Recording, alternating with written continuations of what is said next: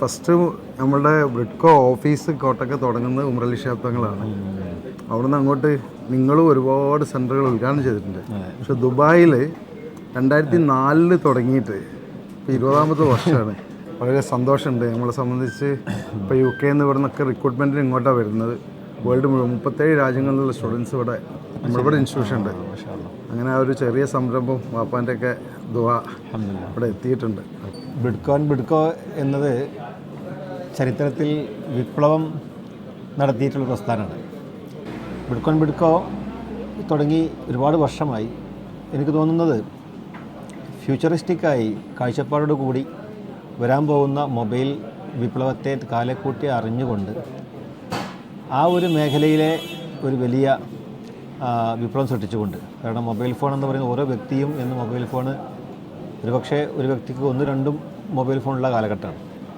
അപ്പോൾ അങ്ങനെയുള്ള ഒരു കാലഘട്ടത്തിലേക്ക് കുതിച്ചുയരാൻ, അതിലേക്ക് ഒരു സംഘത്തെ പ്രാപ്തരാക്കി അത് റിപ്പയർ ചെയ്യാനും അതിൻ്റെ സർവീസ് മെയിൻ്റെനൻസ്, ഇതിലേക്കുള്ള ഒരു വലിയ ശൃംഖലയെ ഒരുപാട് ആളുകളെ ട്രെയിനിങ് ചെയ്തുകൊണ്ട് അവർക്ക് പഠിപ്പിച്ചു കൊടുത്ത്, മൊബൈൽ ടെക്നീഷ്യൻ കോഴ്സുകൾ പഠിപ്പിച്ചു കൊടുത്ത് കേവലം അവർ ജോലിക്കാരാക്കുക മാത്രമല്ല, അവരെ ഓൺട്രപ്രണറാക്കിക്കൊണ്ട് അവർക്കും വ്യവസായ സംരംഭങ്ങൾ തുടങ്ങാനുള്ള ഒരു മോട്ടിവേഷൻ കൊടുത്തുകൊണ്ട് ഇന്ത്യയിൽ തന്നെ 500-ലധികം സെൻറ്റേഴ്സ് തുടങ്ങി.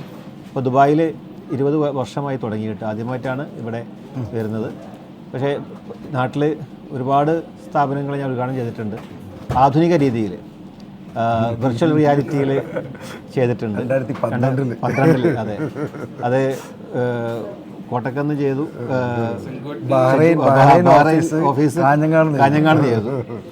അപ്പോൾ ഇവിടുന്ന് ഉദ്ഘാടനത്തിൽ കത്രിക മുറിക്കുമ്പോൾ അവിടെ തുറക്കുന്ന രീതിയിലുള്ള, അപ്പോൾ അത് ഇപ്പോൾ ഇന്ന് ഇപ്പോൾ ഇവിടെ മെറ്റാവേഴ്സ് അടക്കമുള്ള കാര്യങ്ങളൊക്കെ ഇവിടെ ചെയ്യുന്നുണ്ട് പറഞ്ഞു. അപ്പോൾ ഈ ഒരു ആർട്ടിഫിഷ്യൽ ഇൻ്റലിജൻസ് അടക്കമുള്ള പുതിയ കാലഘട്ടത്തിൽ, പുതിയ 4th ഇൻഡസ്ട്രിയൽ റവല്യൂഷൻ നടക്കുന്ന ഈ കാലഘട്ടത്തിൽ അതോടൊപ്പം സഞ്ചരിക്കുന്ന ഒരു പ്രസ്ഥാനമാണ് ബ്രിഡ്കോ.